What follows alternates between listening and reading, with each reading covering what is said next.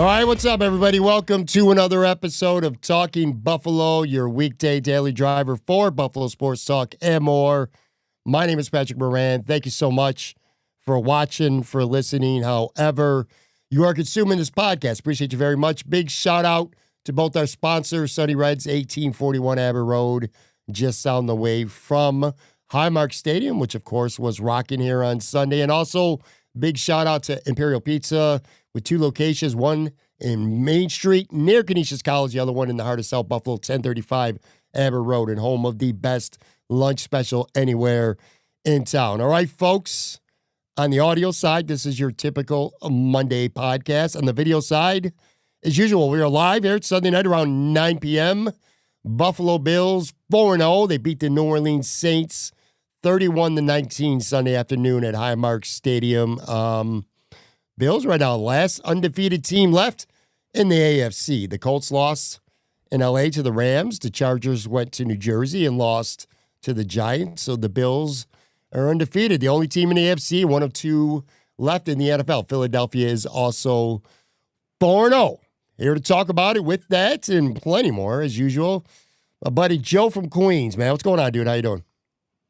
Doing all right, man. Just I'm reposting our Twitter feed or the show on Twitter as we speak. So trying to do my best in that. How you doing? Pretty good, man. Pretty good. Been a long day, a fun day. People are starting to pile in on the video side. I'll get to some shout outs in a quick second. Let me start by saying, let me reveal a text to you and everyone else I got at 8:03 this morning. 8:03 a.m. Sunday morning. Kind of a full circle. Dad is getting old, and now it's the kids who are having all the fun deal. My kid Shane texts me 8:03, says breakfast of champions. And if you can see this on the video side, he's at the stadium. He's tailgating at 8:03 with a Busch Light apple and some fruit. My son has reached that point. He's the tailgater now in the family, going out there and having himself a morning and a day. It was a good day too, by the way, here in Buffalo, Joe. Man, the weather, I don't know what it's like down there in New York City, but it was just absolutely gorgeous, man. Mid-70s, perfect late September day. What do you got there for a beer? It was nice weather here as well, so it was good times. What do I got here? I have a Clockwork Orange KCBC double IPA. There you go, if you can see it on the video side. It has Citra, Strata, Eclipse, hops, barley, and wheat, 8% alcohol. So yeah, it looks. They always do cool cans. This is still the same brand that does the Pills Country that we had a couple of weeks ago. But yeah, I'm excited. I have not had this yet.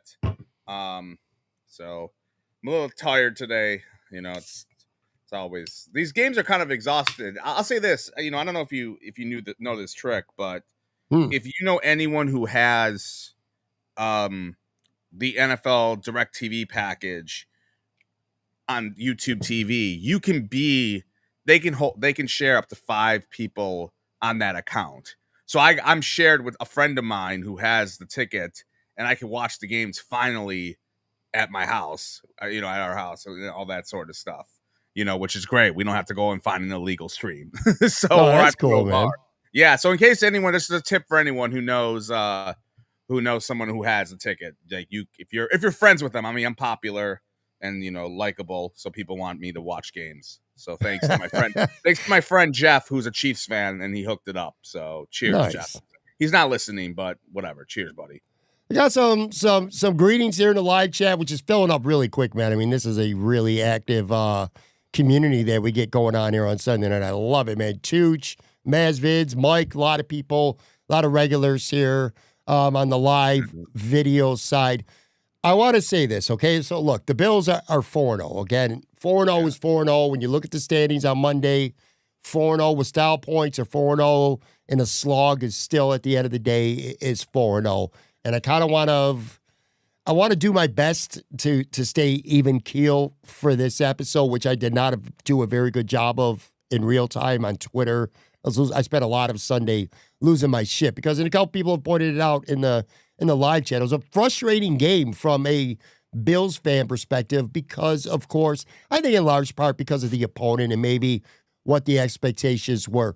But let me say this. Here's how I want to start. Saturday, the day before this game, I went to Wingnuts on the one on Millersport Highway, and I went to go see a live episode of Shout with Perino and Ryan Talbot. And Mafia.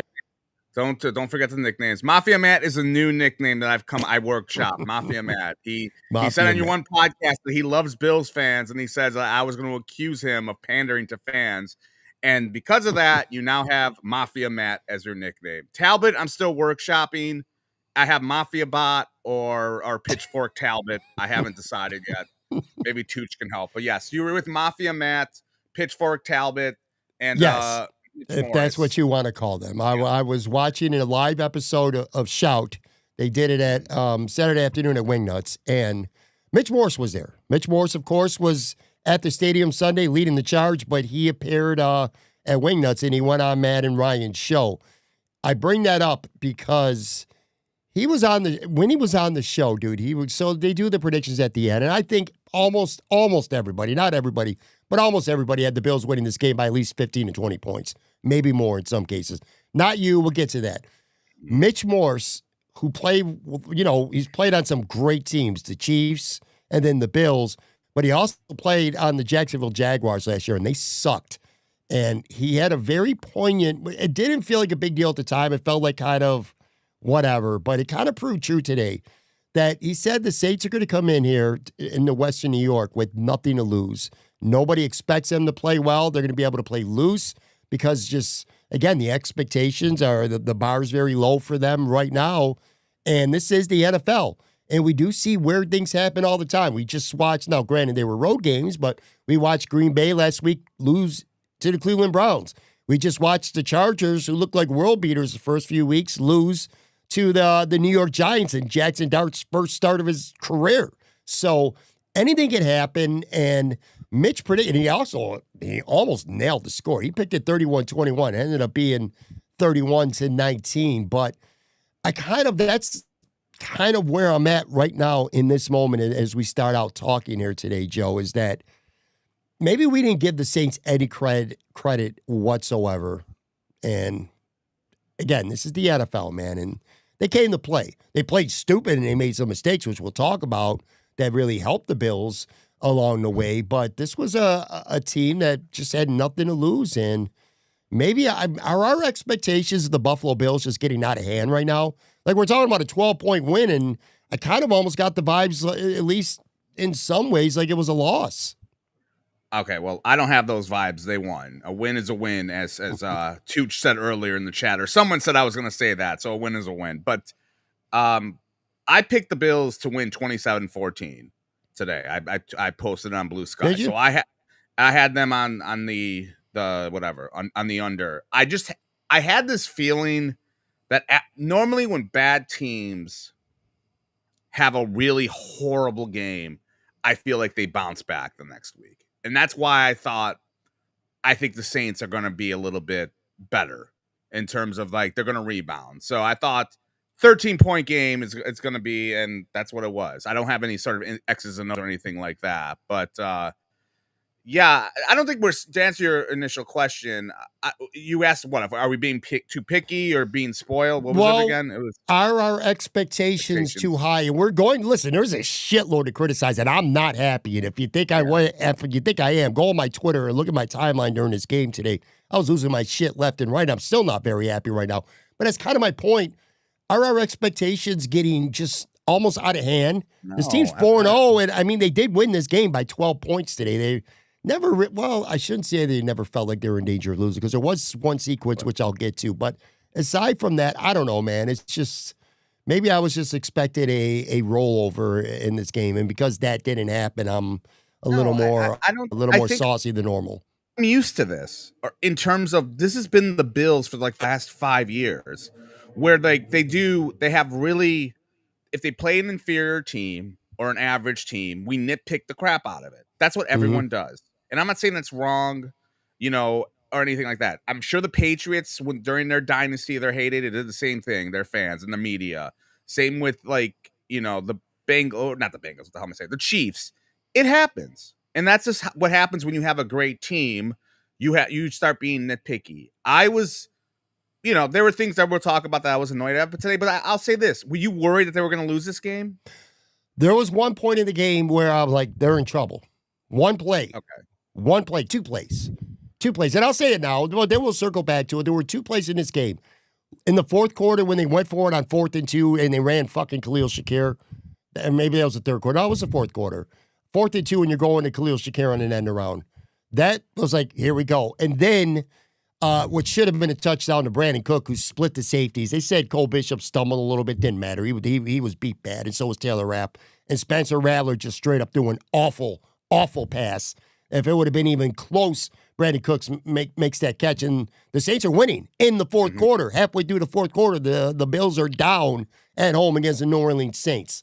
That play, once it was ruled incomplete, I'm like, all right, they're not going to lose this game. But for a brief second there, man, I'm like, they were in trouble. So to answer your question, not really, but yes, go ahead. I want you in the comments. Steve Noble, if you get there quick, has a great comment. If you want to find that, it's the third. It's in the chat. Yes, go ahead, Pat. Read it. You read better. Steve Noble in the live chat said, "It's better to have shit to fix when you win by 10 and score 30 instead of losing and learning the lessons." Great point. Yeah, and sometimes you need, like, if you're in blowouts, if you're kicking ass, like you need to learn from your mistakes. And obviously, we'll get to it. They had a lot of that today, but I was not worried at all today. I kept laughing and being like, dude, they're going to win by like 3 touchdowns. Okay, they didn't win by 3 touchdowns. They won by what? 11? Was it 12, the final? yeah. 12. Like, they won by 12. It probably could have been more. There are things they have to get better at. But this is what it's been like since 2020. Like, when you have some of these games that they don't blow the team away, you're nitpicky. We do that all the time. And I'm not saying in certain cases, and I said this last week, as long as you're not saying this team's not going anywhere. Like, if you're saying that after critiquing them, then that's insane. And I don't think there's that many people that do that. I think it's a very easy trope that a lot of influencers, content bros, Bills beat bros, they love to do that whole fringe shit. And I don't think it's there. But you could be nitpicky. You could be like, I'm worried about this sort of certain things, because there are long-term things that we've seen a pattern for that I am a little bit worried about. But I still think they're a Super Bowl team.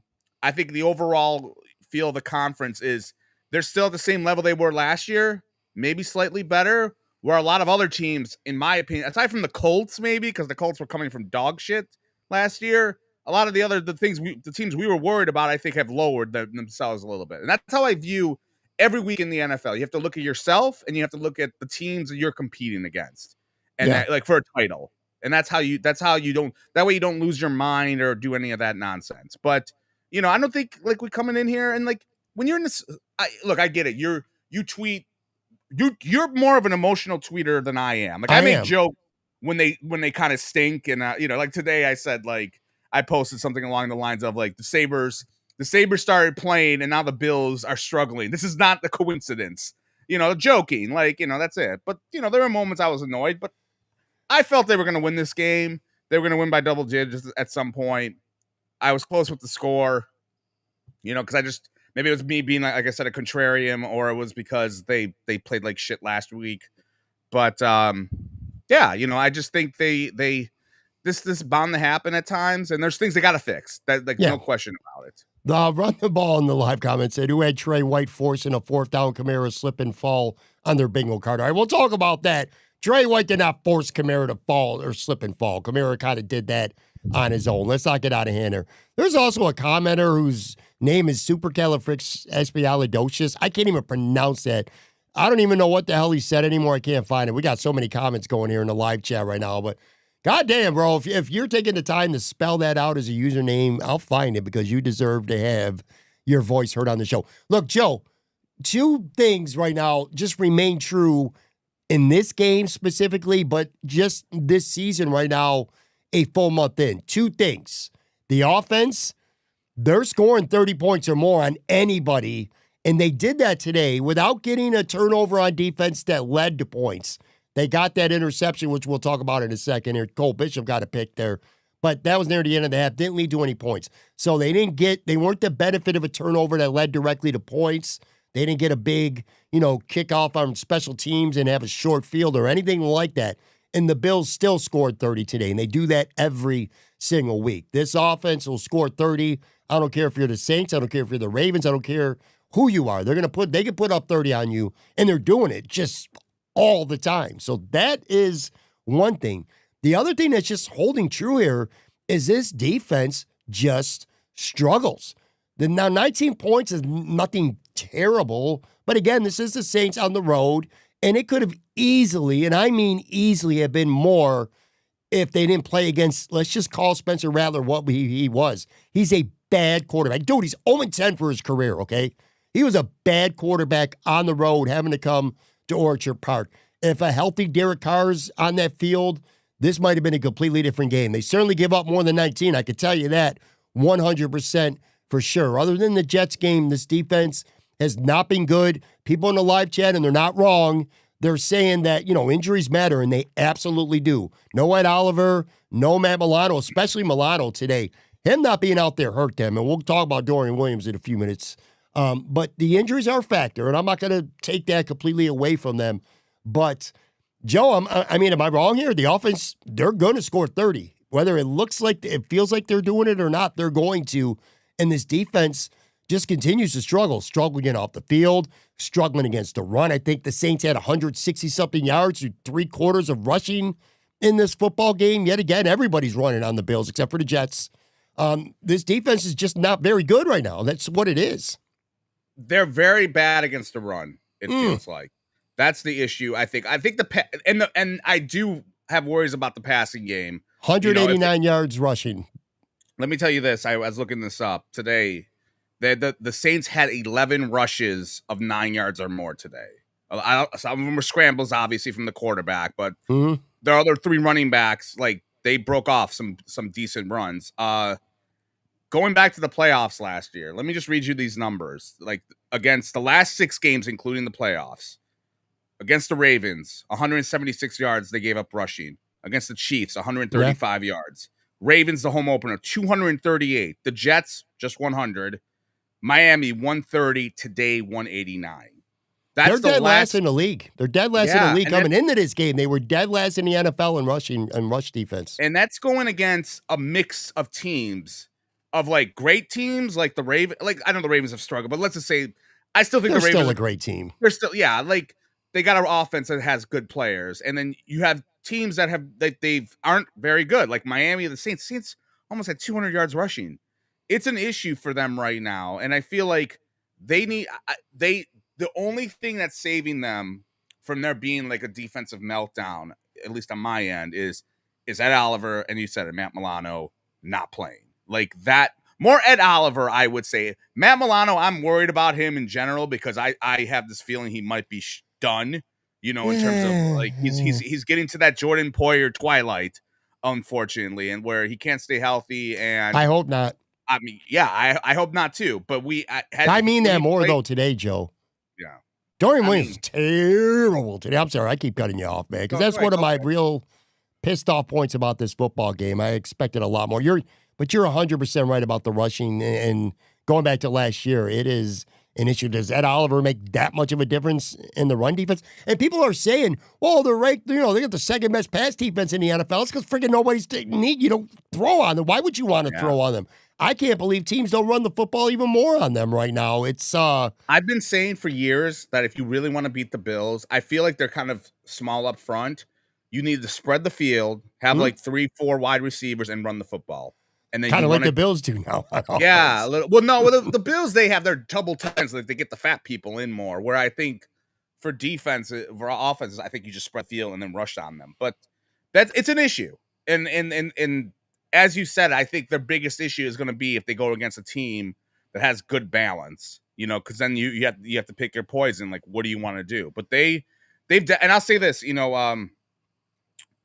don't have any, like, who is their, I mean, you watch the film or pretend to watch the film. Who's their best run stuffer on the defensive line? Like, do they have a guy? Like, there's one guy so far this season. I know you'll get to him. The rookie. Like, he's had a couple of tackles behind the line of scrimmage, but like other than that, it doesn't feel like they have a a good run stuffer who's just like, hey, I'm going to seal the edge. I'm going to be boring. I'm going to be, I don't know, Phil Hansen. I don't know, like someone boring, you know, and they don't like Joey Bosa is not good against the run. I saw that today. A lot of missed tackles, and they're playing. I don't know what the snap count is after today, but they're playing him a lot. And they got to maybe think about like, hey, we're going to put him on third and long because he's a liability against the run, in my opinion. Yes. I want to do this. I'll answer that. We'll talk about the defense, but I want to put that on the shelf for a second. I want to circle back to Josh Allen here, and the offense for a minute. I sent you a message text during the game, and I think all in all it was a good game, a pretty good game to maybe a really good game for Josh. But he did make some mistakes. He did have his first interception of the season, and it was not a particularly good one either. And then he should have been intercepted a second time. The dude just straight up dropped the football. But when he's got to do it, and this is where I sent you that message, it's like he goes into I got to have it mode. And he did that when they had to, if there was a point where they were in danger of losing this game, Josh Allen goes into that gotta have it mode, and they win the game. There's about 8.5 minutes left in the fourth quarter. It's 3rd and 5 from the Bills' 45. The play before that, I think Josh Allen should have run, and he didn't. So now it's 3rd and 5 from their own 45, and Josh Allen just goes up the middle, breaks a tackle, jukes somebody the freak out of their socks, broke another tackle, and he rumbles for 27 yards. And then on the very next play, Saints defenders are frozen with Joe Brady's best call of the game. Play action pass. It looks like he's going to swing it to Cook. Kincaid runs that wheel route. Bam. Got a linebacker on him one-on-one. Big mismatch. Josh Allen throws a perfect pass. And, that kind of put the game away. What did you think of Josh Allen today? Statistically, 60-22, 209 yards, 2 touchdowns, but he did run for 45 yards and a touchdown. So 3 total touchdowns, 1 interception. I don't know. It's just he does it when he's got to do it. That's how I would describe Josh Allen today.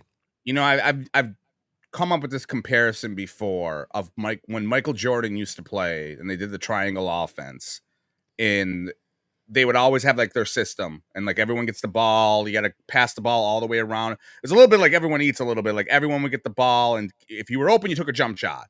And then in the fourth quarter, like the triangle offense, like Jordan would be like, F this, F the triangle, I'm going for it. Like, I'm going to take the shot that will screw it. And that's Josh. When they need something from him, like you said, he was just like, the hell with this. Let me make some plays. I thought he was solid today. There were moments like it was a weird game. Like the first quarter felt like they were going to kick ass and like, okay, they're up 14-7 or whatever it was. And they were moving the ball. Then that second quarter was like horrible. Like they had like minus 4 yards or something insane. Like they had 13 yards for the quarter. They went 3 drives where they combined for -1 yard on 3 drives. It was insane. And then then he got a little bit better. One thing I wanted to ask you, and I hope I'm not jumping too far ahead, but I have this feeling that this team is becoming. They went from a passing team like a couple years ago to a more balanced team. Where now I'm like wondering, are they a run first team right now? Like today, Josh Allen 22 pass attempts. How many runs did the Bills have? 32. What? Who? Josh had 32. I thought he had less. Well, James Cook had 22. Okay, but like himself. 32. Yeah, 32 as a team. Yeah, but like 22 rushes for James Cook, and I feel like they're being more of an assertive rushing team right now, where like they like to run the football a lot more. And I'll say this, the last 3 games, just to give you some numbers, the Bills have rushed for 224 yards, 157 yards, and 165 yards. The passing has been 179, 203, and 191 the last 3 games. Like the rushing is kind of outperforming the pass. And again, the first game of the year with Josh having to play hero ball, he turned that quick, but he turned that up in the fourth quarter. Like he had the 250 yards. But for the most part this year, it's been a rushing team kind of first, and then passing team second. At least I think so. If you look at the numbers, outside of that fourth quarter when they said, Josh, go chuck the ball 100 times. But if you're looking at the yardage and the situations, they've been a running they've been kind of running first a little bit. It works. Yes, I would. It's close to 50-50. I'm interested to see what the stats will show on Monday when I get to next gen stats and all that to see what the balance is. But yeah, they're a very balanced team right now, and they might be a little more run heavy. But you know what? It's again kind of going back to we can criticize this defense for an entire podcast, and it's really hard to criticize an offense that's just scoring 30 points a game, regardless of how they're doing it. What they're not doing, the only first turnover of the year, the only turnover of the season on a Josh Allen throw, which was not a good throw and not a great decision there. And I was waiting for you to tell me arm punt, which you did into your credit, because I was like, screw off. It was a 36-yard arm punt if that would have been the case. I'm not sure what your issue with me saying arm punt is. I'm confused a little bit by if that. it's 3rd and long and Josh Allen throws a ball 50 yards down the field and it gets intercepted, that's an arm punt. You'd be like, oh, they're going to punt it anyway. My point was on the interception today, I looked it up. It was 3rd down, so they would have had to punt no matter what. However, it was only a 36-yard change in field position, so it was a shitty arm punt. But I know we kind of do this every week. I know what you prefer for the offense. Maybe it's entertainment value.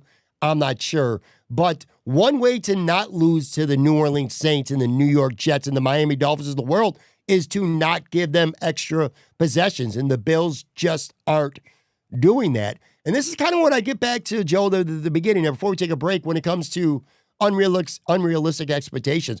It was frustrating that second quarter. The Bills offense, which scored touchdown, I believe, to start the game, right? Yeah. Then it just went running the tank in the second quarter. Mm-hmm.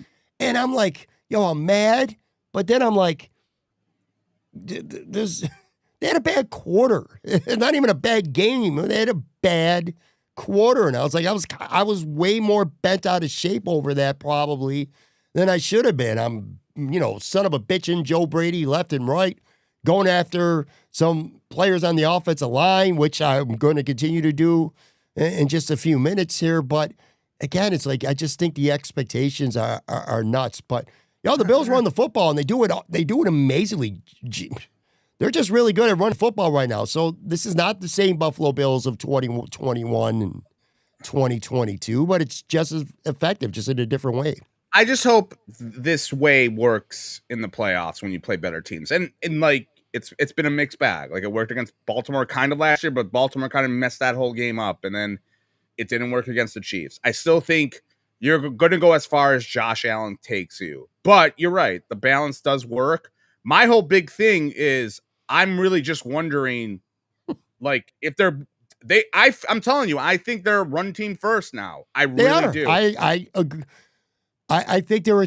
I don't know if I want to say they're a run team first now. I'd say they're a dead balanced team, but they are a team that would prefer to run it first. I'll say that. I think they would prefer, if all things are equal, I think they would prefer to run the ball because it opens it up. Bootsy Jones, I don't know if I sure hope this is a joke. I had to put this up in live chat. So why pay a quarterback $250 million then? Come on. Well, I think he's implying that you're not going to have him throw the ball a lot. And like, then what are you doing? But I mean, I disagree with that because I think, as we said, Josh is their break in case of emergency thing. And I was listening real quick before we go to break. I was listening to the post-game show on Chopin the Bulldog, and he had mentioned, Mike had mentioned something what Brandon Beane said last offseason, which was, we don't need Josh Allen to be running in week 2 of the season. And that kind of implied, like, we don't need Josh Allen to be God or to like risk it that early in the season. And I do wonder if they're holding back some stuff, waiting for like the bigger games, because their schedule works out. Like they're not playing like all these games are winnable. Like if you got me drunk, I could say, hey, they're going 17-0 maybe, because they got these other teams don't look that great. But I think there are times when they're just trying to, do a little bit of a rope-a-dope sometimes. But, my interest is like I said, I understand why they can't be a happy team. I don't think they have like the guys like they have. Wide receivers don't get open enough. They'll struggle if they throw the ball 40 times a game, and if they're not losing, they might struggle. Yeah, they don't. They have those moments. And I'll just say this real quick: the Allen throw, like you said, it wasn't a good throw. Thing that it was annoying, and I saw this in the replays. I thought like he had Keon Coleman. If he like darted it right away when he broke through, he would have had him. but he waited too long and then put way too much air on it. At least that's Yeah. what I thought on that throw. Like if Keon was open, but then the safety got there too, like, at Yeah, that. he waited a little bit, a little too much air Yeah, and a little too yeah. late on that throw. Anyway, I want to take a real quick break, come back. Plenty to get into, but I want to keep this conversation going, but I'll say what I wanted to say for right after this break, which on the video side, we'll be back in literally 5 seconds.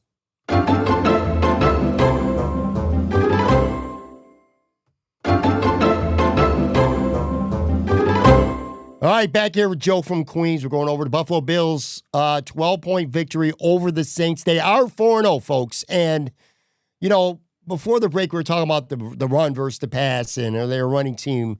Well, you know what? They should be, because if you watch James Cook play football right now this year, he has been unbelievable. 117 yards in this game and a touchdown. He just set a franchise record, by the way, 8 straight games with a touchdown. I hate doing after 4 games, we're going back to last offseason, what was their best move? But there was a lot, and I mean a lot of motherfuckers out there that wanted James Cook to get traded, to not pay him. Can you imagine this offense right now? Look, obviously Josh Allen, if there's no Josh Allen, this offense dies. But forget just him. If James Cook got traded or got hurt and this was Ray Davis and Ty Johnson out there, there is no one on the face of this earth that's going to tell me this offense is the same. James Cook is evolving into a superstar player right now in the NFL. His vision, his patience, his breaking tackles, and his speed to get to that corner when he wants to get there. There's not a lot of running backs in football who could do that. I'm not going to sit here and say he's a top 3 or even top 5 running back in the NFL, but the dude is becoming a superstar. And yet again, this is his 3rd consecutive 100-yard game too, by the way, for the Bills. Dude, he's becoming a star, ain't it? He's becoming a superstar right now. Yeah. 2 things about his game that I've really think has evolved, as you said, the physicality. Like, he's very underrated when it comes to breaking tackles. He doesn't look like a giant, but he plays like one. The other thing too is that of this entire roster, can you name a player that has been much better than he was last year on this roster? Oh, it's a good question. I'll tell you who it is. It's James Cook. James Cook's much better so far. He's also, and you'll like this stat, you'll steal it from me and probably mention it to Podfather, so he steals it. This season he has 3 games with 19 carries or more. Do you know how many? Do you know how many games before that he had 19 carries or more? 4 for his career. 4 games where he had 19 carries or more before this season. He's got 3 so far. So he got paid, and they're like, okay, let's do this, bell cow, because we don't know where I haven't seen Ray Davis in a while. Like, he's been, I don't know where he is. I don't remember Ty Johnson. He had 1 carry this game. He had no carries last week. Yeah. He's got 1 touch in 2 games. Ty Johnson, 1 touch today. And he ran, and it pissed me off. It was on the back-to-back plays. It was 3rd and 2. Ty Johnson gets in the game. They run it up the middle, or not up the middle, off tackle, and he should have went out, but he runs right into the pile for no gain, and then Shakir was the next play. But anyway, that was Ty Johnson's only run of the football game, too. So only 2 carries from non-James Cook running backs. To your point, Joe, and you're right, this is starting to become a trend now, man. This is no more that running back by committee, that 3-headed monster. This is becoming the James Cook show in the backfield, and I'm here for it. I love it. No, it's great. He's the second. I'll say it right now. I think he's the second best player on this team right now. I really do. I think. I mean, who else are you gonna pick? I think you're right. I think it's him. I mean, I guess you could pick a lineman or but like so far this year, I mean, yeah, it's him, and he's got I really want there to be like this giant James Cook game where he has like almost like 200 yards rushing or something crazy, because like it's becoming like, Josh is always going to be the man. He's going to be the MVP forever. But man, like, it would be great. Like, Cook is the closest thing to Robin they have on this team on the offense next to Batman. I agree. If we were doing 1 month into the season awards and you couldn't count Josh and you said, who's the MVP of the first 4 games, not counting Josh, I think it would be an easy, possibly unanimous vote for James Cook right now. It's funny if you look at if we just did stats, and I know people hate stats. I know you have mixed feelings on stats. Josh Allen probably doesn't rank in the top 5 in like passing touchdowns maybe or passing yards. Probably. Well, you know what's funny? I was just about to tell you before the break. So we were talking about throwing. Coming into this game, he was fifth in the AFC in passing yards. So it's not like he's toiling near the bottom. Now, granted, he did half of that in one quarter. Okay, but they haven't had to. That's my point. I know. But my point is this: if you look at the league, if you look at the top 5 like yardage, he's not in that because you just said he's in the top 5 for AFC. But in the league, I'm just saying he's ninth coming into today. And then he didn't have a statistically saying great game. But James Cook is like going to be in the top 5. I mean, top 7 for rushing yards, which is kind of funny. Like he's number 2 in the NFL right now, unless somebody passed him, which I don't think they did because he had 117 yards. And James Cook's definitely in the top 3 right now in the NFL. Plus, he's got 5 touchdowns rushing. I'll say this: I will go to my grave as being the guy that doesn't want to pay a running back. But if you pay a running back and he plays well, it's great. And I'm like, oh yeah, thank God they paid him. You know what I mean? But you're right. Like I was in that, I was like, I wouldn't pay him maybe because I was like, put that money somewhere else. Give me another wide receiver. Running backs are interchangeable. But if you weren't going to do get another wide receiver, then you needed to sign him because they didn't have enough offensive firepower. But he's been worth the pennies and he's great. He's good. He's a game breaker. So you're right. Let me get to some too. And I want to point this out because again, this was a victory, not a great victory, and good teams find a way to win. And the Bills certainly do that. And bad teams find a way to lose. And I'd be remiss if I didn't point out that the Saints aided the Bills here in going undefeated. They didn't do themselves any favors in some key moments. Like you got, what was it, first or second down and goal from the 6-yard line, and you're running a trick play, a double reverse pass to your quarterback. I was fine with that play. I was fine with that. I'm sorry. They couldn't stop Kamara. Why would you never pound the football or let Rattler roll out, man? That was an awful call. I thought it was a great defensive play by Cole Bishop. That was awesome. What do you mean it was not? You hate Cole. It was a great recovery. It was a great recovery. It wasn't a good Jordan Poyer dying or no. It was a bad call and it was not a good throw. It was so much air under the ball. Bishop got to recover. Almost had it. I don't mind. Look, the Philly special has worked all the fucking time in that situation. It was a stupid play call. You got all the momentum. This was like when Joe Brady gets cute every now and then. This was their 4th and 2. Let's run fucking Khalil Shakir on an end around. Except this was even worse because, listen, it's 14-10. Your worst case, you get stopped and you go into the locker room 14-13. And what do? You throw an interception and you come away with nothing. You're trying to beat the better team on the road. Right. That's not what you do, man. So you have that. I already talked about it. Spencer Rattler, who did some good things with his legs. I'll give him credit for that. He avoided some sacks. He was Timu Johnny Manziel. It feels like sucks throwing the football. Yeah. Brandon Cooks split those safeties so bad. And again, the Saints would be leading, I think it was about halfway through the 4th quarter. And then they're down 9. They make a stop on the Bills. They use all their timeouts in doing so. They force a punt. And unlikely that they come back, but hey, at least they got the ball and an opportunity. They could score, maybe get an onside kick, enough time for it. What do? They do what stupid bad teams do, just like Miami did the week before, roughing the punter. That was, and you just give away any opportunity. So the Saints did several Saintsy, I guess we'll call them, type of things here. Now the Bills did a lot of dumb shit too. 2 pre-snap timeouts they had to use in the second half. That pissed me off because they didn't have enough guys on the field after the Saints scored a touchdown. I talked about the Shakir call. They just, in the second quarter, that last drive, Bishop gets an interception. Dorian Williams, who, Joe, I'm telling you, if I lost my shit once today, and I mean completely lost my shit, it was at Dorian Williams. Bishop makes a beautiful interception, even though I just criticized it 30 seconds ago. He runs the ball out to like the 15-yard line. That's enough room for Josh to operate and have an opportunity. But Dorian Williams with just an absolute brain-dead, 100% deserved penalty for a blindside hit, and now they're backed up inside the 5-yard line. That changes the schematics of that entire drive opportunity for the Bills, and then they get some more penalties to back themselves up. But that shit pissed me off. So there's a lot of old-school Billsy shit going on in this football game as well. All right.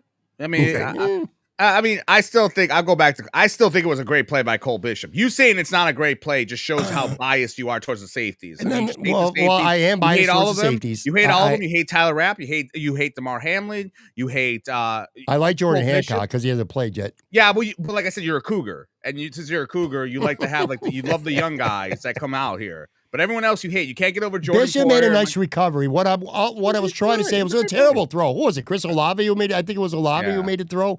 Well, it was an awful throw. It hung up there forever, and Bishop got a chance to recover.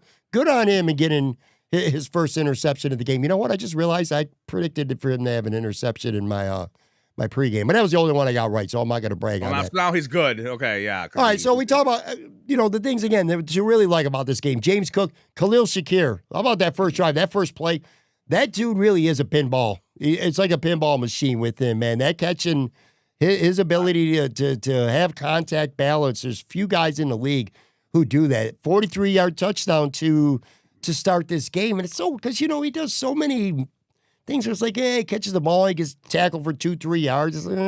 His stats are never overwhelming. 5 catches for 69 yards is not overwhelming. But he makes some of those plays is just absurd. He'll find a way to wiggle to a first down, or in this case, a touchdown. It's so much fun to watch. I'm telling you, he's like young Andre Reed in like 87, 88. Like he just breaks tackles. He's not jacked like Andre was towards like. It's a good comparison in a way. Yeah, yes. Like he just is run after the catch. That's all he does, and he's great at it.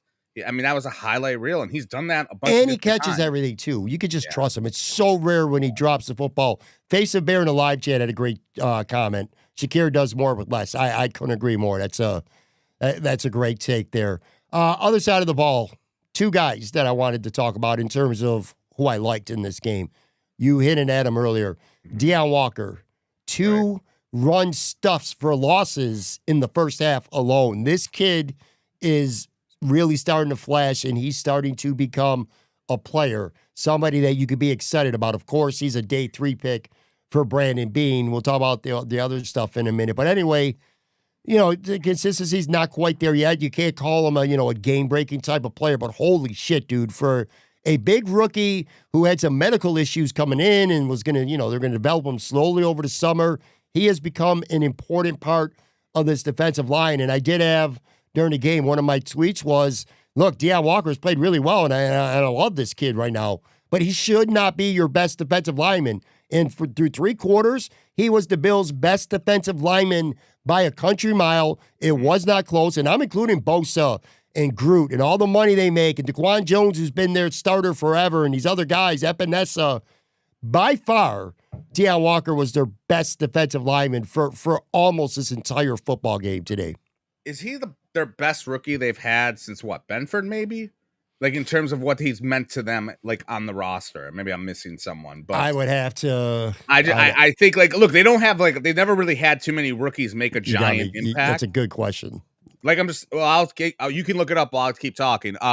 They don't have that many rookies that make a big impact, and they need this guy. Look, they have their 25 defensive lineman rotation of doom. I would like there to be some defensive linemen who are really good that you don't want to get off the field. Kincaid. So far, he's been making. Oh yeah, good call. That Kincaid and Osiris Torrance, I would say, but 22 offensive guys. Maybe your best defensive impactful guy, defensive impact guy. Rizzo was pretty good in 2020 as a rookie. He was okay, yeah. But they had guys that were slow, like AJ Epinesa, Boogie Basham didn't do shit as a rookie, and Oliver was really quiet. Like it takes a while for their defensive linemen to normally do anything, and he's been great. It's a nice gem so far, and they need that. I don't know what's going to happen when everyone gets healthy. Like what you can't. I don't know. You can have a 35 defensive line rotation of doom, but like they got to figure out. Like, I know what's going to happen. I can tell you that right now. But they're going to trade AJ Epinesa. Well, no, I'm not, I don't know. Juan Jones is finally going to get cut after 5 years of him. He has to get cut. One point about Deion Walker too that I want to say, and Paul Walker brings this up in the live, and he's 100% right. It's not even like this big 6'7", 340-pound monster who's just clog-eating up space and making plays. He's quick. Like, he's got good quick stick. He had a swim move today. He he's excited. And if he continues down the same path that he is right now, he's going to be a big-time player. There was one other guy, Joe, I wanted to mention on the defense. This is about it for the people that I really liked in this game. I thought Terrell Bernard had a really good game. He didn't statistically really do shit, but he should have had a sack. They called it an incomplete pass. He was filling gaps. He was bringing pressure, bringing some heat. Couple of mistakes. Like, he should have had an interception. He read one play wrong. But all in all, I thought it was a good game for Bernard. A little bit of an injury scare. He went down. I'm like, oh, Jesus. Here comes Joe from Queens' favorite player, Buffalo Joe, into the football game. Joe. That's your favorite player, Lancaster Joe. You know, so he only played for one game. But Terrell Bernard was really, really good. Anyway, let's flip it, though. We talked about this at the beginning. Ed Oliver, Matt Milano, and Spencer Brown. They missed those guys a lot. Ryan Vandermark was a disaster at right tackle today. Like, a lot of the issues the Bills had in offense, especially in that second quarter, you could pin almost exclusively on Ryan Vandermark. And I think I underestimated the significance of Spencer Brown not playing in this game, because he didn't play last year against the Chiefs, and Ryan Vandermark started against the Chiefs, a much better team, and he played pretty good. But he was really, really bad. Jordan messed him up, man, very badly. He posterized him. He got beat like 4 or 5 times. I mean, he whipped on that 4th and 2. That Shakir, they got to keep going back to and bitching about. Ryan Vandermark does his job. Maybe he gets his first. But anyway, I hope that was more of a, well, if this would have been an important game, Spencer Brown could have played, but we're playing the Saints. I'll say this. Our boy Mike Carlisto does not agree with you on Terrell Bernard. He said Bernard was horrible, he said. So you better watch the film tomorrow, Pat. Oh, I'm going to watch the film. Listen, I'm glad. You know what? Let me kind of plug that. Sometimes we do these live reaction shows, and then you do go and watch the film, and you have a completely different take. I know that's very disinteresting to you, but I'm good. Look, you don't pay me enough. I mean, I get a free beer here and there, but that's it. So I'm not watching. Sometimes you gotta go back and you gotta watch things. From what I saw, I thought Terrell played well. I thought the Bills overall, like in defense, the missed tackles was terrible today. They were missing so many tackles. Like, it was bad. They blitzed a lot, and that's an interesting thing. I think coming into this game, I think I read that they've blitzed a lot this year so far, haven't they? You tell me. I think they blitzed a decent amount. They've blitzed. I don't know the stats coming into the game, but they've blitzed a decent amount. But I mean, it's not what they normally have done. If they've done that, and they kind of shifted going back to late last year. They became more of an aggressive blitzing team, I feel like, and that's continued this year. But like I said, dude, I think the last couple weeks they've gotten by just fine without Oliver and Milano. But today was the day where you noticed it, because Jordan Phillips, it's cool that he got up here, but he was nothing burger out there. And TJ Sanders, you got to listen, man. It's TJ Sanders needs to get the Landon Jackson treatment right now. By that I mean, it doesn't mean he's going to be a bust, but he's not ready to play right now. Landon Jackson, we thought maybe this would be the week he'd be active. AJ Epinesa was questionable all week. Javon Sullivan has done nothing at edge, but he's got special teams value. I'm like, well, this is a great week against the Saints, so let's see what Landon Jackson's got. Didn't happen. TJ Sanders at this point needs to get that treatment. The problem is, without Ed Oliver, they don't have enough defensive tackles. Larry Ogunjobi will be back soon. TJ Sanders is just utterly ineffective. He is a liability out there when he's out there right now. Jordan Phillips gave them nothing. Again, you're missing Ed Oliver. The Bills ended up with 3 sacks, Joe. Okay? Two of them were at the very end of the game. AJ Epinesa in garbage time basically got a sack. Joey Bosa got a strip sack fumble, which will look great on the stats. Who gives a shit? It was in the last minute of a who cares game, last 2 minutes. And then Daquan Jones got a sack, which he didn't beat anybody. Basically, Spencer Rattler ran into him. People, the film bros, as you like to call them, are going to defend this week, and they have all the time. Daquan Jones. This is where I disagree. I think Daquan Jones is just another guy standing around out there. He's not really giving them much at all. It's incredulous. You know, the Bills and their rookies, man, it's just been so annoying to figure out for the last 6, 7 years. I'm sorry, but a second rounder should be playing and doing at least something. He's not. I don't want to hear the bullshit about, oh, the roster's so great, the rookies can't break through. Fuck that. Like, well, you're right. You would be wrong, but you're right in this case because TJ Sanders is getting plenty of reps. He's getting opportunity. He's just doing zero with them. He's I'm getting just out saying, there a like, lot. well, I have to look at the snap counts. Well, way to take my heat away because I was wrong. But I'm just saying, like, this whole, like, getting like a second rounder, like a little bit more. Yeah, I don't know. Hopefully, it doesn't mean he's a bust or anything like that. But it's just I'd like a little bit more from our rookies. Like, you need, especially as thin as the defensive line is, how weird it is. But at First least 2 rounds, I agree. If you're a if you're a second first round 2 guy, rounds, yeah, second round. You should look. I'm not saying you got to be an all pro, but you should be noticeable and not like you're playing 5 snaps and when you don't have like at times. I don't know, but a lot of people are really down on Landon Jackson because he's not playing. Third round picks, I can't remember the number, but I saw Joe B put out a stat where it's not that uncommon what the Bills are doing right now with a third round pick in his rookie year on a team that is pretty deep at edge. The problem is they are a deep edge team, but ain't nobody doing shit at defensive edge. Again, Bosa is going to look good in the stat sheet because he got that strip sack fumble at the end of the game, which meant nothing. Basically, it was a 4th down play, so the fumble literally meant nothing. Yeah. But AJ Vanessa had a sack at the end. He's done nothing this year. Javon Solomon, I predicted he was going to have 6 to 8 sacks this year. I don't know. He doesn't deserve 6 to 8 reps the way he's playing right now. And Greg Rizzo, $20 million, dude. Well, he's got 1/2 a sack. He's got a 1/2 a sack in 4 games. Now, I know you don't just go by sacks when you're evaluating Groot. It's the tackles for losses, the pressures, the impactful plays, setting the edge, yada, yada. Well, where's that? Because I ain't seeing much of that either. He is just another dude out there right now. You want to talk about why this defense is not good or when they're not good?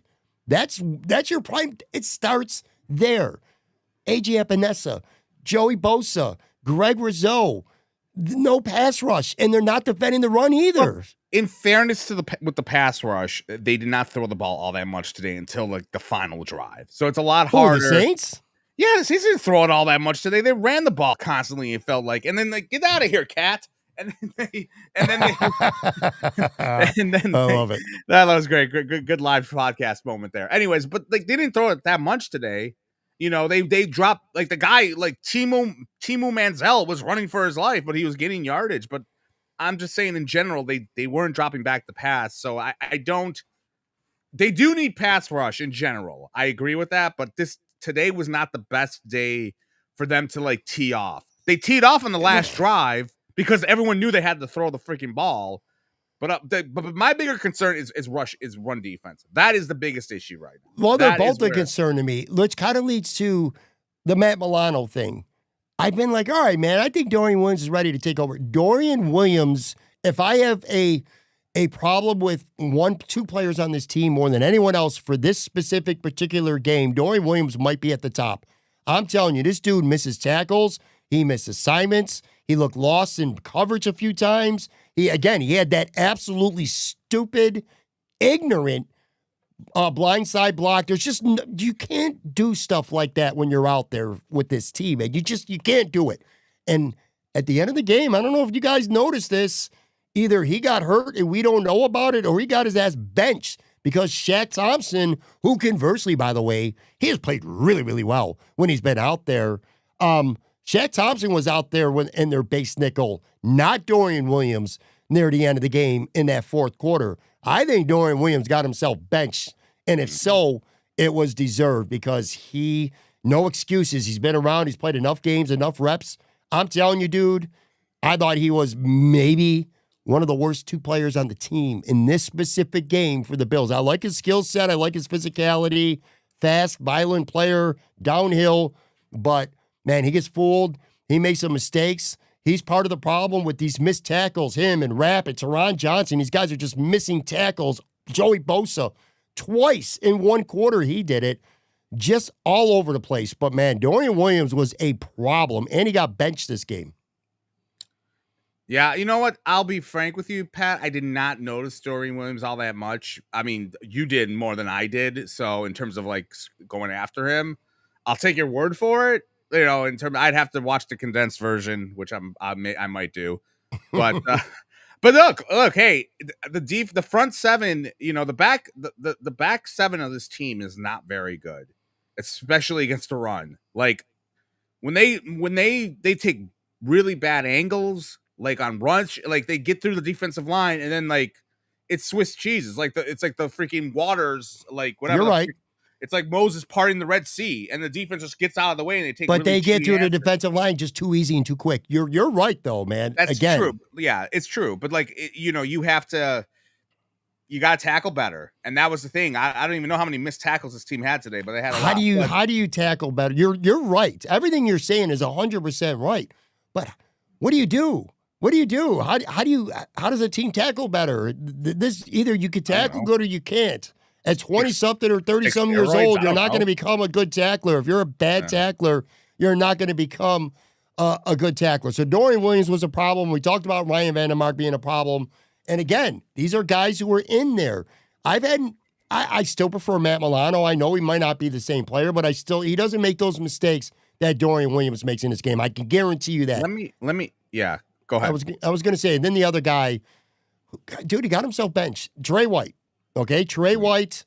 Now look, there's going to be a couple plays that people can point to. I get that, okay, but he's great 5 yards beyond the line of scrimmage. But after that, it's over. First half, bro. One drive, 2 defensive hold calls, and then you want to be a film. You don't need to be a film, bro. I will screenshot it and send it to you. If I had time, I would do it right now on this live show. That Kendra Miller touchdown that the Saints scored, it was Rapp and Teron Johnson who both whiffed on tackles, and the effort from Trey White to get off a block at wide receiver was one of the worst things you'll ever see. Yeah, it's one of the worst things you'll ever see in a Bills uniform. It was brutal. And listen, he got benched after that. And I know Sean McDermott is saying the right things to the press after the game, talking about he wanted Dorian Williams to get reps. It's important for him to get reps. And then they were kind of going back and forth the rest of the game. He says that was the plan before the game. I don't buy that. Maybe if the Bills are blowing them out, sure. But the Bills were not blowing them out. They just went to Dorian Strong because Trey White was just straight up ineffective. And I think this is a prelude. I think this is foreshadowing. I think Sean McDermott is getting Dorian Strong as many reps now as he can because it feels to me imminent that Trey White is going to lose his job, whether he stays healthy or not.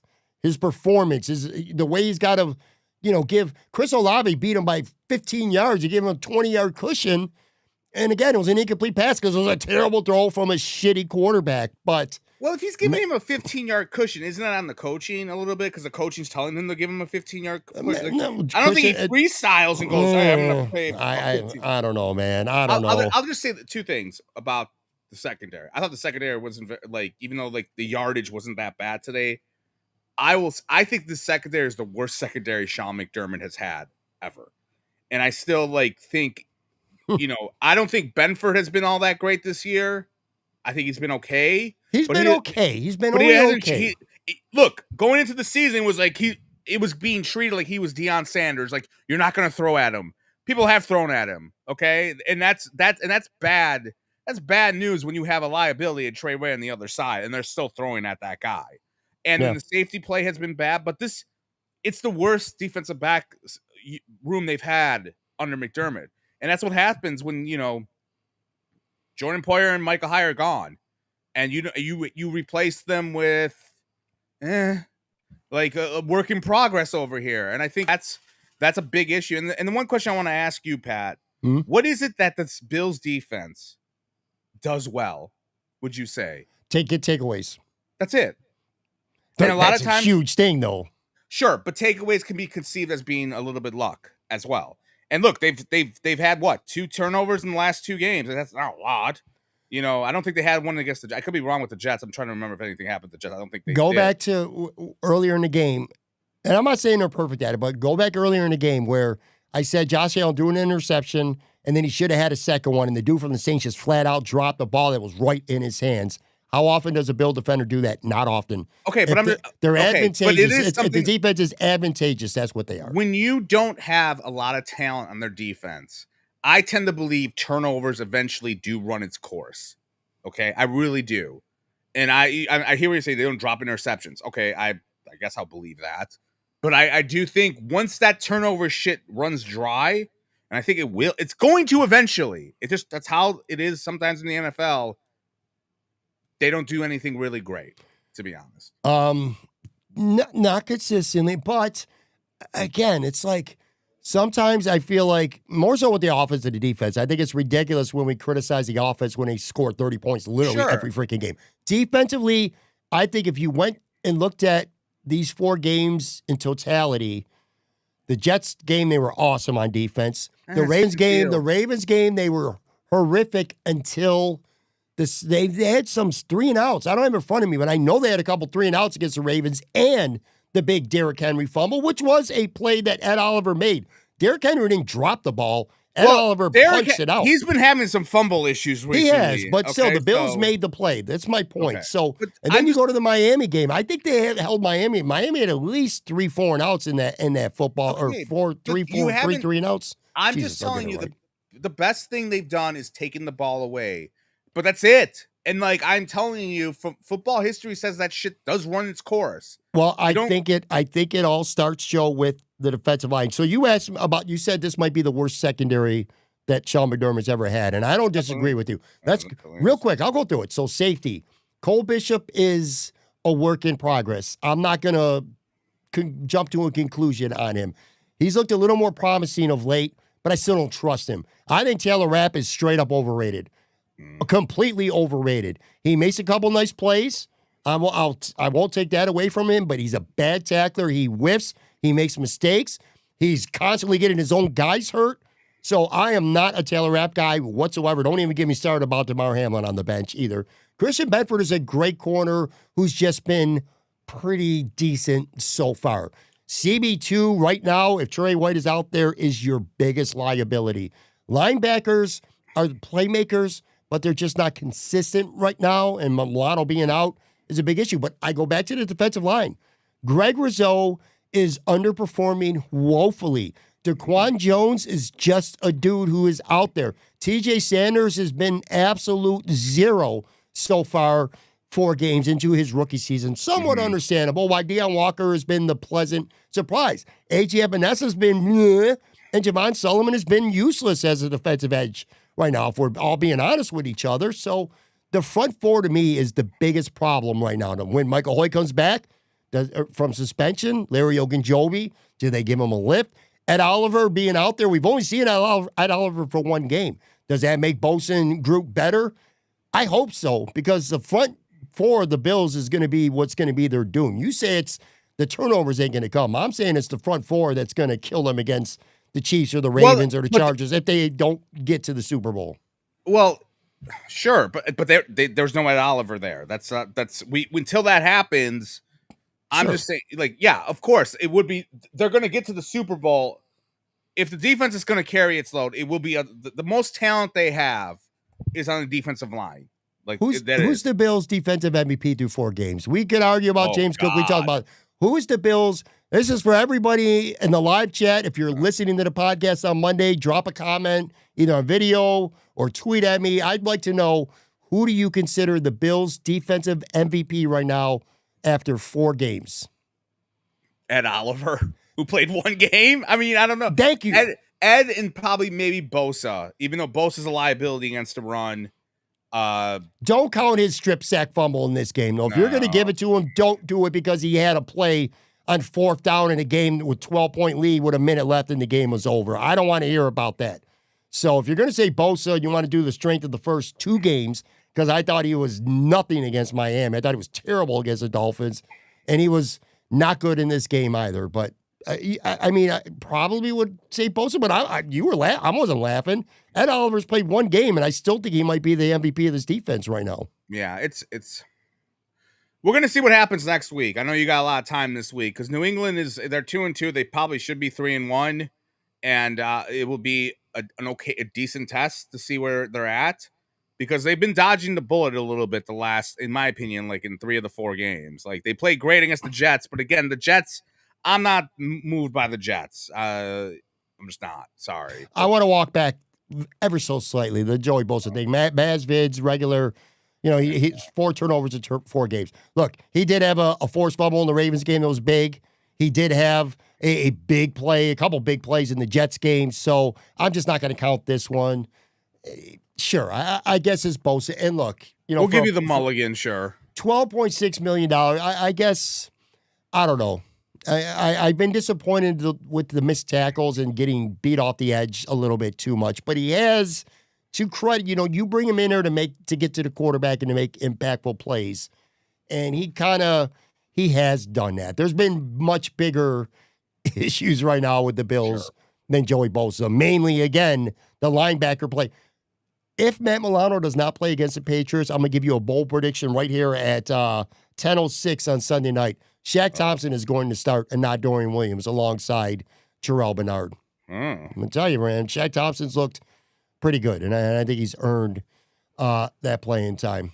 I don't know what else we really got left from this game. Stupid penalties were annoying. 11 penalties the Bills had, 55 yards, 11 penalties. That was I swear that ref's arms were like jacked. His veins were popping off. like dude, like relax, man. Like I don't like my referees having giant arms like that. No, you should be scrawny and old. Anyway. Yeah, they are in good shape. How would you critique?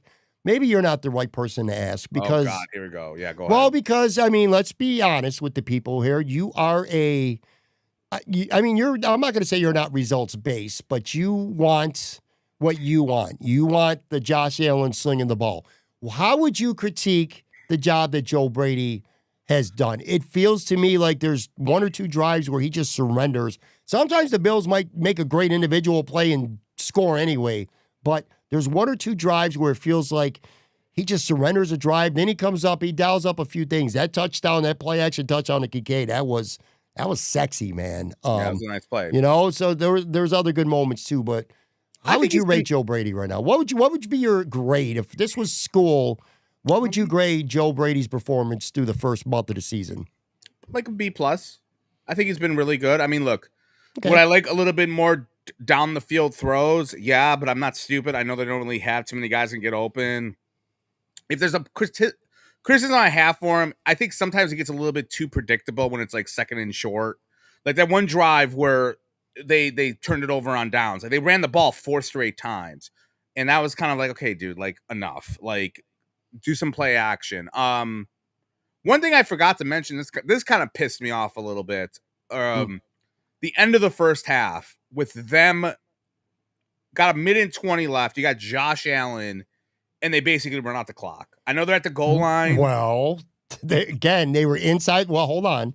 They're inside the 5-yard line instead of the 15. That's a big 10-yard difference, and that's because of Dorian Williams' stupid penalty. Okay. Then they got called for holding on first down, and they were back up inside the 2-yard line with no timeouts. You still got a minute 20. You got Josh Allen. Like, do something a little bit. You're playing the Saints. You're playing the fucking Saints, bro. You're not playing the Chiefs. Like, come on, Pat. You have Josh Allen. No, you could do a little bit more. Like that's a McDermott thing. Like be a little aggressive. Come on. Especially when you ran the ball 3 straight times and they called it back for penalties. Like the run, you should have just jumped on play action. You would have fooled the shit out of them because they were expecting the run. I didn't like that. But that's they had the ball. They had the ball with a minute 22 left at their own 3. They ran Cook on first down, but then they got a penalty. Yes. Then they tried to run him again, and he got a 9-yard gain, and maybe they're going to open it up, but they got another penalty. But then they ran the ball twice, and then Josh should have on the third running play with no time ahead of the clips because of these penalties. They should have done play action. They scored 98 yards to Gabe Davis once in the fucking back of the end zone. I thought they could have been a little bit more aggressive. Am I pissed off? No, but they could have done that. I think there's a much better chance something bad happens. It wasn't worth it to be able to. I bet your Podfather agrees with me, and you're going to disagree with me. You're come back Podfather will not agree with you. He'll think that you have a terrible take there. Yeah. Get out of here with that shit. Anyways, yeah, look, they're 4-0 overall. Are we going to Flushmore soon, or you got more points? Yeah, we're gonna get to Flushmore in a minute before we get out of here. Let me just say this in totality. Like, look, they're 4-0. That's great. Obviously, stack the wins up. They got questions on defense. The injuries are an issue, and I think that's. And then you got the steroid boys coming back soon, and we'll see what they really do then. I feel good about the team overall. I feel better about this team now than I did before the start of the season. And I'm going to tell you why. I feel better because I think 4-0. No, you dickhead. Because I think the AFC isn't as good as I thought it was going to be. Joe Burrow scared me. He's dead until freaking December. The The Ravens are 1-3. The Chiefs have struggled. They're 2-2. The Chargers lost to the Giants today. Like, these are teams that I definitely have my eye on. I know it's 4 games and things can change, but I think the AFC is not as good as, like, it's a little bit of a regression, I feel, right now. And I feel better about the Bills right now than I did at the start of the beginning of the season because of the competition right now. I'll say this. Go ahead. I'll say this. The offense is already where it needs to be. Okay. Now, can they get better? Of course they can get better. That goes without saying. Defensively, if you want to be optimistic, okay, Ed Oliver he's a difference maker. He's arguably the biggest difference maker on that defense. He'll be back. And I hope Matt Milano is going to be back. Now, it's not like he hurt his knee. You know what I mean? It's a big difference there. If he would have hurt his knee and he can't run, I think Cole Bishop is going to get a little better each game. Christian Benford will settle in fine. If they can figure out that CB2 and if they can start to get something out of Greg Rizzo, plus I think Deion Walker is just going to continue to get better. But Michael Hoyt will add to the pass rush alongside whether it's Boa, whether it's alongside Groot. If Groot could play better, and he certainly should with the money he's making right now, there's a lot of room for improvement with this defense. And I do think this is a defense that is capable of improvement. They're never going to be stout against the run. They're never going to be great at tackling. They just don't do that. But they find ways to keep you out of the end zone. They get those couple stops when they really need them. And again, they just find a way to get that football and get them that extra possession or two. So I don't know. I mean, by the way, New England coming up here. We're going to get into a minute. Mount Flushmore. So we do this every week. Everyone does Mount Rushmore, the best of. We do a Mount Flushmore where Joe likes to do the worst of, with this being the last thing you at need to bring City. the toilet effect back, the sound. And the graphic. You do, and you're just lazy. I'm sure if I was Jay Thursky asking for that, you would have done it by now. Hell, you probably have a fountain that you would have a Mount Rushmore behind you, probably. Michael Parton's got a good comment too. The Chiefs aren't dead yet. Yeah, they absolutely steamrolled they steamrolled the Ravens today. They're good. They're good, but I'm just saying, I feel like the AFC as of right now is in a bit of a transition, and the Bills, that's why I feel better. Like, I feel great about the Bills if they could stay healthy enough about the Bills getting the number 1 seed. I will say that. It looks really good for them right now, a month. And let's do this. Okay. We'll do the Mount Flushmore. You're going to run through what exactly are you doing? You don't even know what I'm doing? Okay, so since this is the last year at the stadium, all of my Mount Flushmores are all going to be dedicated to like a memory at the stadium. This one is going to be, since we're playing New England next week, the worst New England games in stadium history. So really uplifting shit. Go ahead. All right, so we're going to do that, and then I'll end. I should say, a handful of comments that, been going on throughout this live chat. We should get Shane to run this chat. Where's Shane at, since he doesn't pay rent? My kid? Yeah, get him to run this chat. He's passed out, man. Dude, that's drinking a fucking 8:03 in the morning. Buddy, this is what the kids look, there's Bulldog's son, there's Howard Simon's son one time was involved. Yeah, he just got married, by the way. Yeah, I saw that. I know you probably sent a gift. But I'm just saying, yeah, you had a pander. But I'm just saying in general, get your kid involved. Have him run the chat and star stuff, since you're terrible at it. I really should I need to get an intern or something, because it would be cool if I could focus. Because I barely even pay attention to you. When you're talking more times than not, I'm actually looking at what's don't you going ask Partham? He's in the chat. I mean, I doubt the train wreck people spend money. By the way, Mike Partham was at Wingnuts this Saturday. He saw that interview. I'm telling you, Mitch Morse was talking about he was talking about the Saints just play with nothing to lose, and he did expect a close game, which kind of sort of is what we got. Anyway, let's get to this New England stuff. Go ahead. All right. Anyway, so the first one on this Flushmore of brilliance, 56-10, 2007. Yeah. Brady throws 6 touchdowns. They flexed it to Sunday night. I just remember watching that game at my friend's house. He was a Bills fan. He had his one friend over, this obnoxious girl who was a freaking Patriots fan, and I that was my hell, having her yap in my ear the whole time. Mm-hmm. Horrible game. Poor Kevin Everett comes out and the Jumbotron. They're like, wish everyone well. We're gonna do great, and then they get fucking obliterated. Like, that game was just terrible. So that was bad. The 94 game. this to me was the game that ended the Bills like drive in terms of going to the Super Bowls. Like they had just went to 4 straight Super Bowls, 94. They're like 7-7.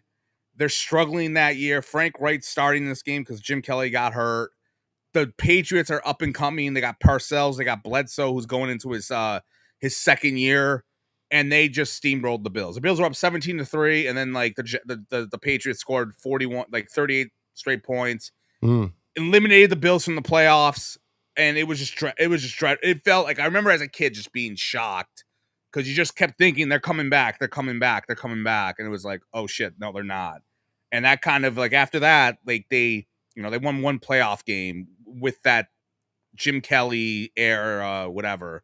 But Yeah. that was I just remember that game. It was terrible, and they lost and they got crushed, and that was the end for them a little bit. I mean, they made the playoffs the next year, and they've done it a couple different times, but it just was a terrible game. It was kind of sad. Yeah. Yeah, that was rough. You could pick any game from the drought. Like, I mean, I just did the one before, but you know what? I'm going to go, and I don't remember this game very well, but 1987, I don't remember this game at all, but 1987, the home finale, oddly enough, they played the Patriots. If the Bills won that game, they would have won the division, but if they lost, they would have been out of the playoffs completely and missed the playoffs, and they lost that game. That's the only, I don't remember that game. I was too young. You might remember because you were like 35 at that time. But that was a bad game. And like Jim Kelly loses a freaking Steve Grogan. So it's just, that was a bad game. Like that had a lot on the line in terms of like what you're going for. Yeah. That was bad. Now I could go to the drought again, but I don't want to do that because as bad as those games have been, and I'm toying between the win game in 2021, where it was like 70 miles per hour and like everyone was blowing Belichick afterwards, and they lost that game because they couldn't throw, and like Mac Jones threw 4 passes. But there's a part of me that's like, they crushed them later that year, so it's not that bad. Like, big freaking deal. So I'm going to go with the 2013 season opener. I was at that game. You probably don't remember that game at all. It was E.J. Manuel's first start. I thought the Bills were going to get obliterated in that game, and they kept it super close throughout. And like the biggest things I remember was Denoris Searcy had a return for a touchdown, defensive return for a touchdown. It's like 70 yards at the end of the half, basically. Stevie Johnson scored a touchdown. But the big thing in that game, from what I remember, was like Stevie Johnson dropped the pass when the Bills had the ball and they were up like, I think it was like 17-16. They had the ball. They're trying to run on clock. Stevie dropped the pass. That would have been a first down. Killer drop. Then Brady just goes on the field. They just kill the clock, and then they kick a field goal. They win. I was at that game, and I just remember being like, it's just like the blowouts are always horrible in any game, but like the close ones, they lost so many close games to New England during the drought, or they got obliterated. And it was always annoying. So those are like the 4 bad games that I could think of in terms of the worst at the stadium. This is some recency bias, and honestly, I just forget shit now. I'm getting old and I'm getting fucking forgetful. But 2021 was just annoying. The win game. They lost that 14-10. Damian Harris, who went on to play for the Bills later on afterwards, for like had a that month. long touchdown. Stevens, he ran for 111 yards. Like Stevenson ran for like almost 80. God. And Matt Jones threw 3 passes, by the way, not even 4. He was 2 or 3 for 19 yards in that game. The Bills still lost. Do you remember the Bills' touchdown from that game? I actually remember. Who was it? In the first quarter, too. God, was it a throw? Yep. Josh Allen to Dawson Knox? Gabe Davis. Gabe Davis. Gabe Davis scored the touchdown. By the way, real quick, we didn't even talk about this today. Lineup changes. So Brandon Condrington was a healthy inactive. They only had 4 linebackers. Curtis Samuel made his debut. He was returning kicks, not punts. I hate Khalil Shakir returning punts. I think that's dumb. He's a punt catcher, and I'm not risking my best receiver getting hurt. He ain't Justin Jefferson, but he's Justin Jefferson to the Bills, basically. So no way, man. He should not be back there Get Curtis Samuel, Elijah Moore. If one of those guys get hurt, you could withstand that. Do not have Khalil Shakir returning punts. I don't give a shit how much you trust him. No way, man. Okay, Jesus. But anyway, when was the last time a punt returner got hurt? That was a vital point. What, Jason Brandon Seymour Condriton almost looks like he's going to get killed every single week, man. But anyway, Curtis Samuel, it just seems like that's what his role was. I'm looking forward to seeing snap counts again. We don't have that information as we're doing this show. I feel like Josh Palmer was the one who kind of got his snaps cut into with Curtis Samuel getting out there. Samuel did catch one pass, I remember, in that game. Dawson Knox didn't catch a pass, right? No, he had, I think, only one target. They only had two, so only two tight ends caught a pass in that game. Jackson Austin had one catch, who, by the way, he's taking Dawson Knox. He's playing more and more and more, man. At least Dawson Knox, at least the way it felt. He air guitars for the fucking Killer song, so thank God for his impact this season. But anyway, and then the touchdown to Kincaid, that was like a 30-yard touchdown or whatever. That was his only catch of the game. So the Bills tight ends they were throwing to the receivers a lot.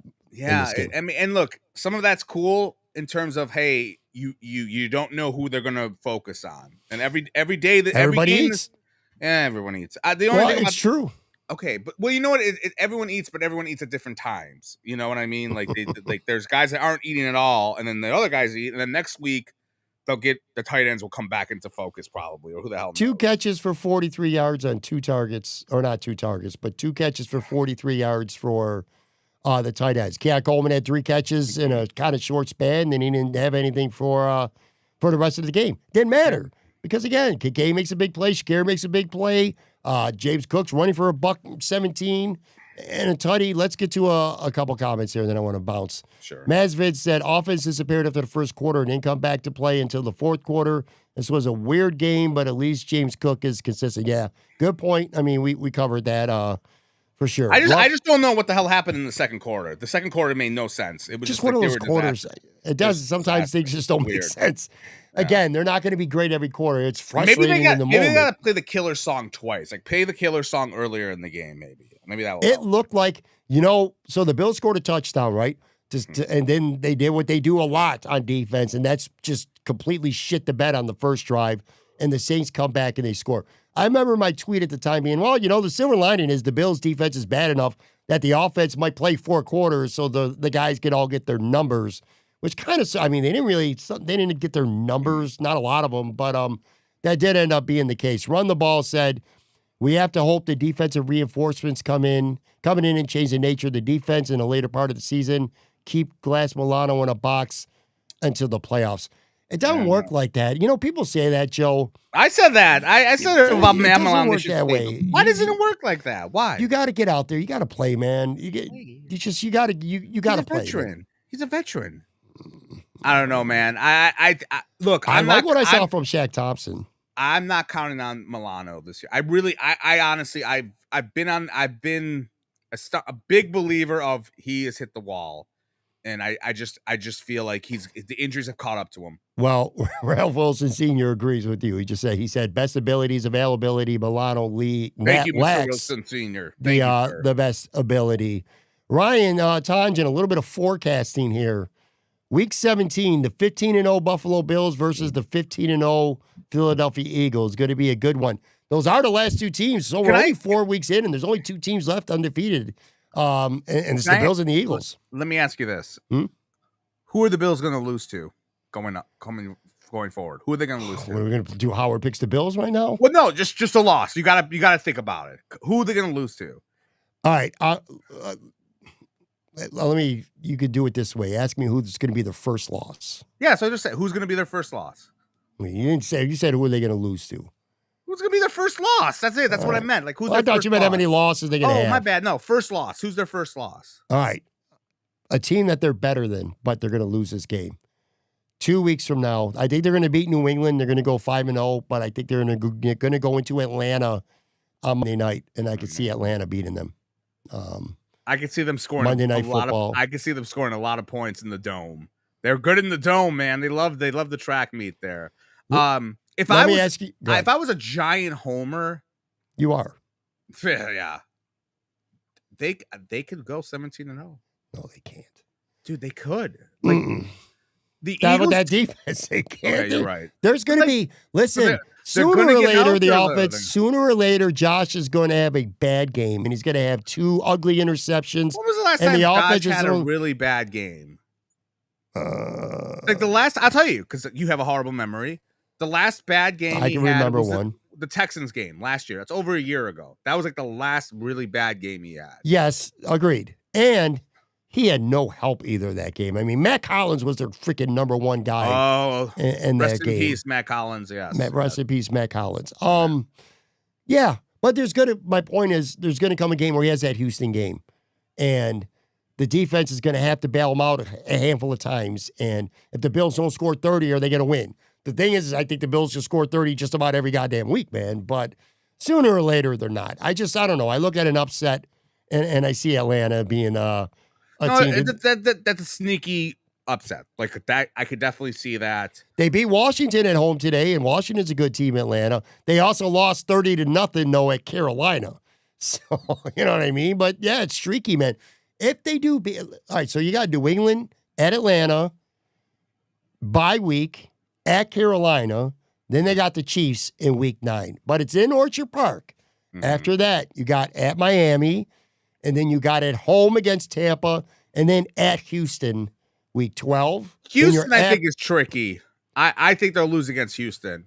That's what I'm going to pick. Yeah, I don't know why. Do you think they're going to be undefeated before Houston? Are you saying on this show right now the Bills are going to be, what would that be, 10-0? Yes, 10-0. Get your 10-0 T-shirts at 26 shirts. They have those. 10-0 going into the Houston game, and they're going to get their first loss. That's your prediction here on this show. As I'm one drink into my, almost done with my beer, that's 8%. Yes. Yes, I think. Yes.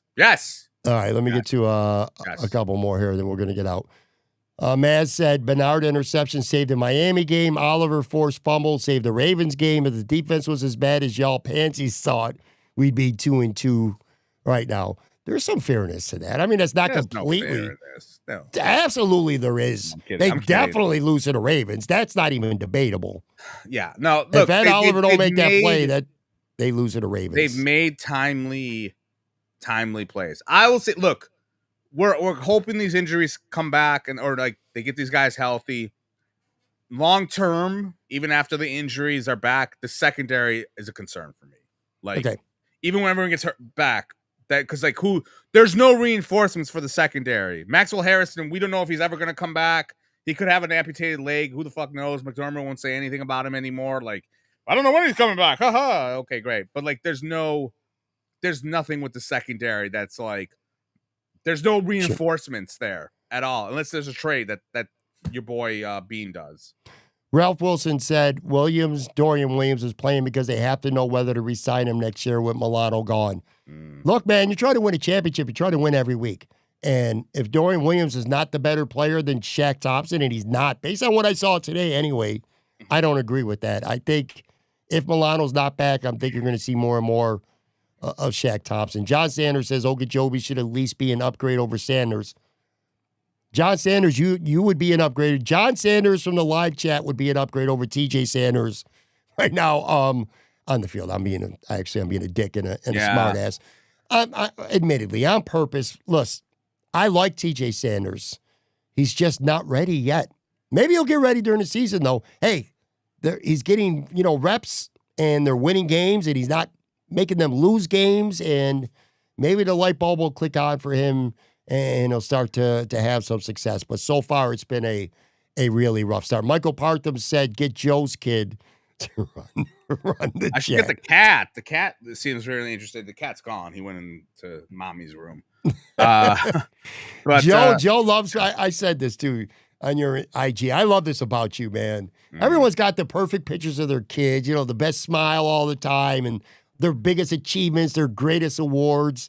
You like to post pictures of your kid when he's throwing a temper tantrum, when he throws himself on the floor, when he's eating shit, when he's got a scowl on his face. I love that about you, man. That's one of my favorite things about you. I was kind of the same way. I used to love when my kid would do something stupid so I could capture it and put it on Facebook. I love to make fun of myself on my Instagram, and that's how I roll. So I make fun of my kid. So, get the heat on him. Mike Carliso said the Bills are going to lose next week. they're Come not on. gonna- I don't think they will. It's good. It will be a tough game. Look, New England's a little bit of a mystery because they played them last year like twice, and like the one like didn't count. It was the bullshit freaking finale, and then the one in Orchard Park was a close game. I think it's going to be a tough game, but I think the Bills haven't lost at home since since Ken Dorsey was the OC, right? Like that was the last time they lost at home, right? Bills. I don't know. Yeah. They're 20. Yo, the Bills are 25-2 at home in their last 27 games. 25-2. Denver was one of them. I don't even remember what the other home loss was anymore. Maybe Pittsburgh. I don't know. I just told you what the home loss was. The last home loss was the freaking Denver game. Yes. Yeah. That's well, they had one other one too. I think they've won like 14 straight now at home. No, they're 25-2. They're 25-2 in their last 27 home games.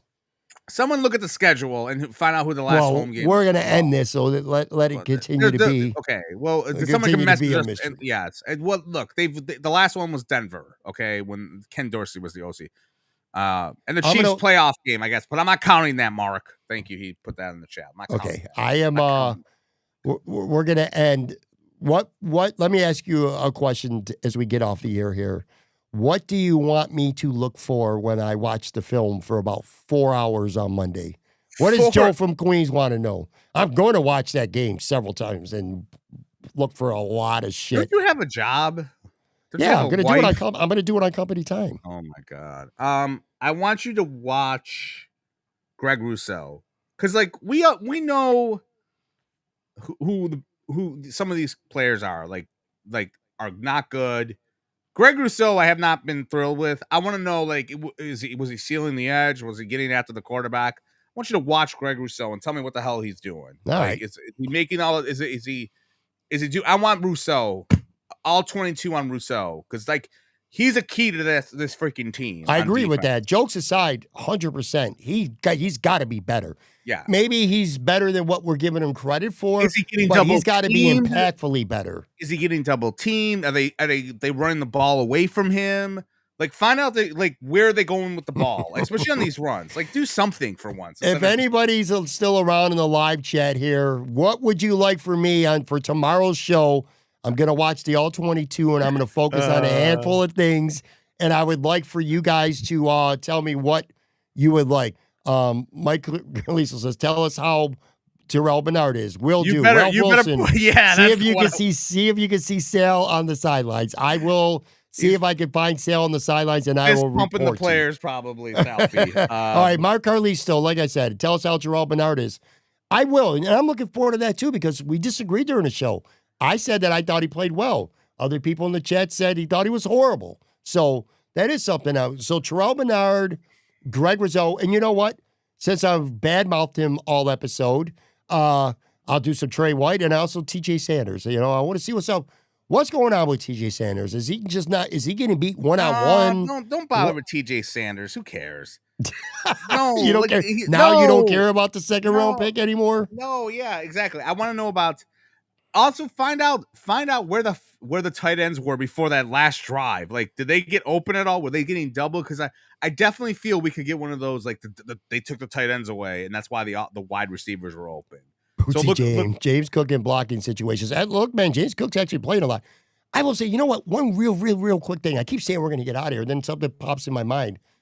When the Bills got a little loosey-goosey where Josh almost, he did have a turnover, almost had another one, it felt like they were going back to the old school where Josh is slinging the ball a lot down the field. And then they went back to running the ball and the play actions and the dump-offs and the slants and stuff like that. And bam, the offense was perfectly fine all over again. I just pointed it out. That was kind of weird how that shifted.